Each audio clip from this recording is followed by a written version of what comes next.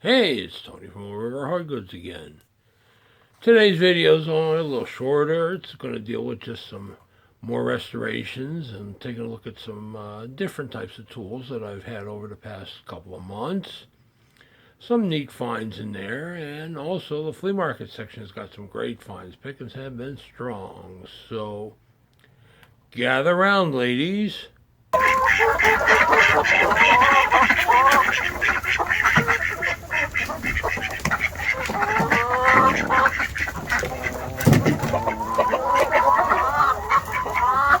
And let's get on with the show. This is another molding plane that I recently restored. It was made by Samuel S. Barry of New York. He worked from 1827 until 1850. This is a large complex molder, and it came out fairly good.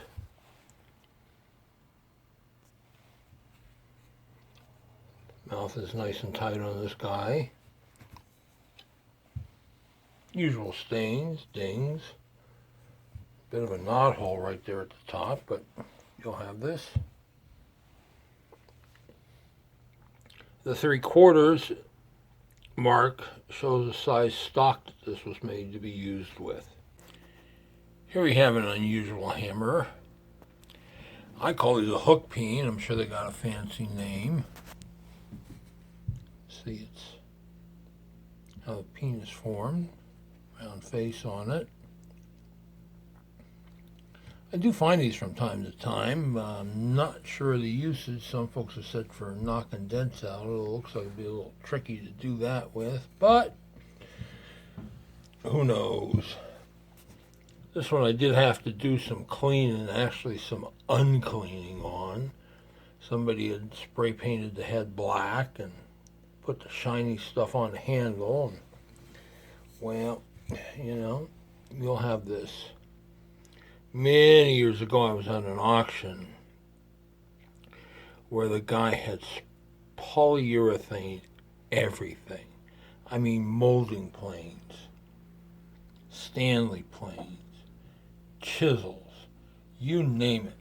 I swear to God, if the guy had a cat, he'd probably polyurethane that. I mean, the stuff was so bright and shiny, you could have turned the lights off in the place and still found your way around. But, comes with the territory. This is kind of a neat hammer. And here's a closer look at a really neat router plane I picked up recently. User crafted. I suspect the names on the top were by the maker. The wood, I'm not sure of. Looks to be walnut, maybe. It's lighter colored, whatever it is. I kept the original finish on the top and the knobs and that, and just cleaned up the sole a little and prettied up the metal parts. There's some brazing material on the back of the clamp, but that's just how it was made. Body measures 10 inches long. The blade is 7/16 of an inch. The clamps for the blade do work, as does this one. And it's just kind of a neat, one-of-a-kind router. My guess is this guy was a pattern maker and he needed a router and he made one.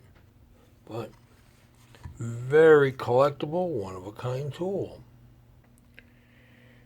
Here we have an example of a couple of hand-forged scrapers I recently did some restoration work on. The one on the right here is a square edge. Might be a rather simple version of what's known as a dough scraper. Here's a couple pictures of what are considered to be true dough scrapers. I call these Pennsylvania Dutch, but truth be told, this style is found pretty much all up and down the eastern seaboard. It's somewhat of a common form. And this one's in decent shape, usual patina on it.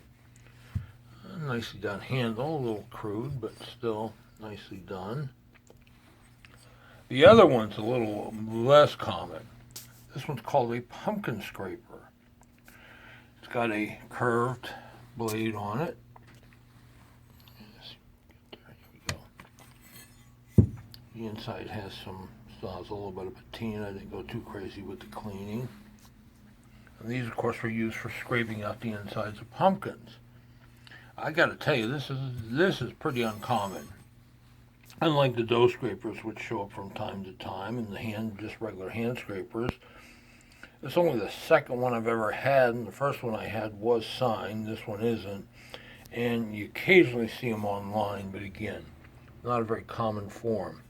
So, a couple of great kitchen tools, whatever you want to call them. Tool that you find somewhat a lot. And of course, it's called tool handles. These were the 19th and early 20th century version of the Leatherman.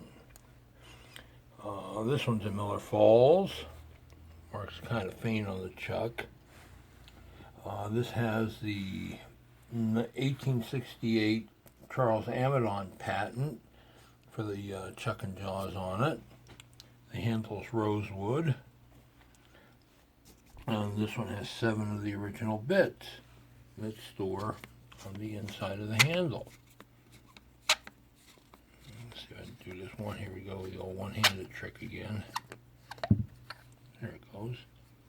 The handle's got a strike button on the end. Some of these don't, other makers. But things you just watch out for, of course, damages to the threads there, that the chuck and jaw works. These came with 9 or 10 bits. I forget what the original count was. There should be a chisel in there and a couple of the brad-alls. But hey, you get what you take sometimes. But these are really neat and collectible tools, and finding good and even almost complete ones is sure getting harder to find. And here we have a pair of Stanley tri-squares I recently did some restoration work on. Both of these are Sweetheart vintage, which dates them between 1920 and 1935. If you look at the marks, there's some way of telling the exact era, part of that era they came from, but I don't much worry about that. The upper one is a number 20, 4.5 inch. It's not a commonly found size in these guys. You see a lot of 6s and 8s and whatever. They made a 7.5 inch. That one's also not very common, but this one cleaned up pretty well. It's got a little patina, but you know, considering the age. This one's a number 12 steel square. This is considered to be a type 2 by folks that type things, and the plating on the handle's got some crusty, but unfortunately Stanley didn't put it on very heavy, so if you try scrubbing too much, you wind up breaking through and getting the copper on it. So we just tend to leave well enough alone. But, you know, they're good squares, they're working tools, and they're collectible tools as well. Another plane that I recently acquired and sold. This is Auburn tool, number 120, 1.5 inch moving fillister plane. I talked about these a little bit a couple videos back, but tell you what, finding good ones anymore is getting near impossible. Note the boxing on it. This, of course, is a rabbit. The blade is set out askew. You have the fence, which adjusts by the screws. And by the way, these are called fillister head screws, in case you're wondering. Has a depth stop and a knicker iron. And this one cleaned up pretty well. About the only real problem, so to speak, is this slice off the wedge, but it doesn't travel down in the body. And I'll tell you, it's been probably 10 years since I had one this nice, maybe longer than that. But this is a good, solid plane and a really solid user as well.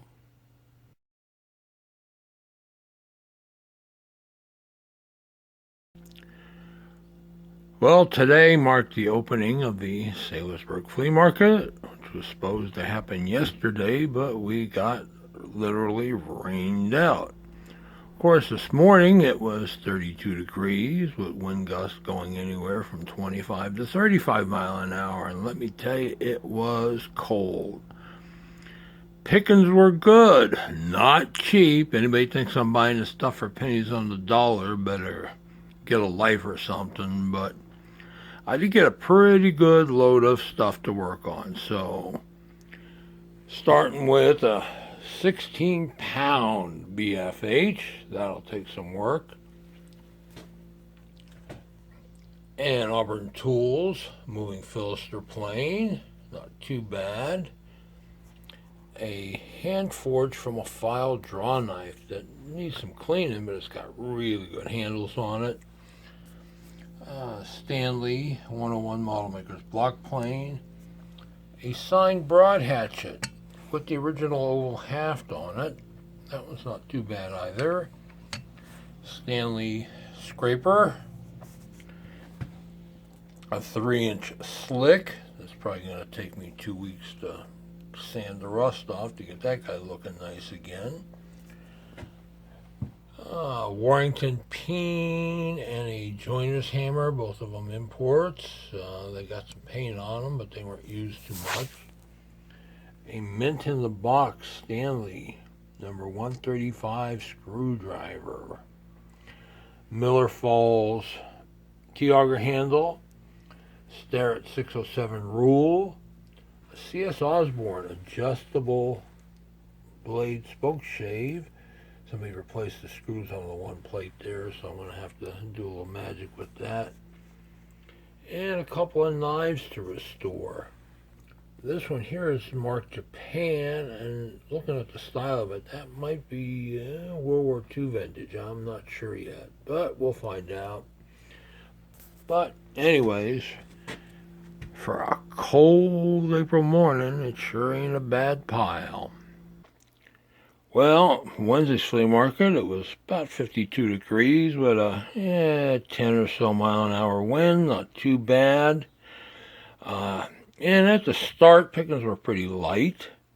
I did get a William Johnson plumber's reamer, not too bad a shape.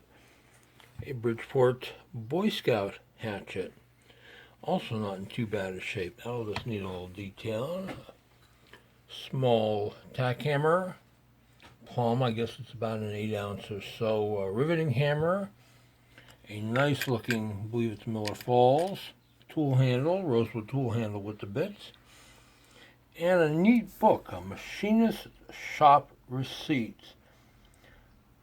And for those of you that don't know, which most of you probably don't, a receipt is another name for a recipe or a formula. And there's all sorts of neat stuff in here. This book's from 1927.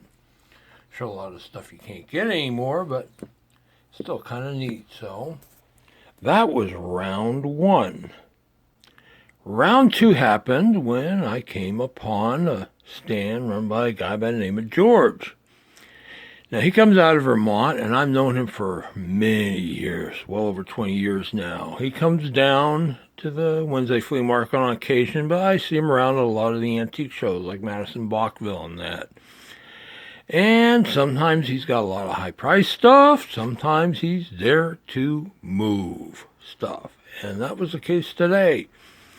And I got a pretty good-sized pile. So I'm not going to go into all the details, but just catch some of the highlights. Nice-looking Sandusky, if I remember, side bead plane. Supposedly the stuff came out of the estate of a guy who made reproduction planes. And here we got a rough casting for a rabbit plane and a rough brass or bronze casting for a coachmaker's rabbit. Here we have an Alumno 2B rabbit plane. Going to need some cleaning, but it's complete. Unfortunately, those guys aren't getting much price respect these days. Pretty neat. A solid iron-handled leatherall handle. Hopefully the chuck works. A rosewood handled shot dipper. Number of machinist calipers and dividers. A little square, a little Starrett rule. Champion Dearmont tack hammer head, pretty good shape. A scraper blade burnisher. I don't see the maker, not too bad. This is a machinist marking gauge that somebody added a brass face onto. This is looks like a user crafted center finding gauge, kind of neat. Little scratch all. A pair of bits, I believe these are for a bow drill or an Archimedean drill, not sure. Nice looking Schulberg pliers, wire cutters, grasshopper gauge. You can see some of the collection numbers on the sides as well. Big pile of chisels and carving tools and a couple handles, and of course a Stanley bevel square. So tell you what, I'm going to be one busy boy. And that's all for this one, folks. Hope you enjoyed my presentation as always. And if you like what you're seeing, please hit that subscribe button to be notified when new videos are posted. And if you celebrate the holiday, wishing everybody a happy and safe Easter. Thanks for watching, and bye.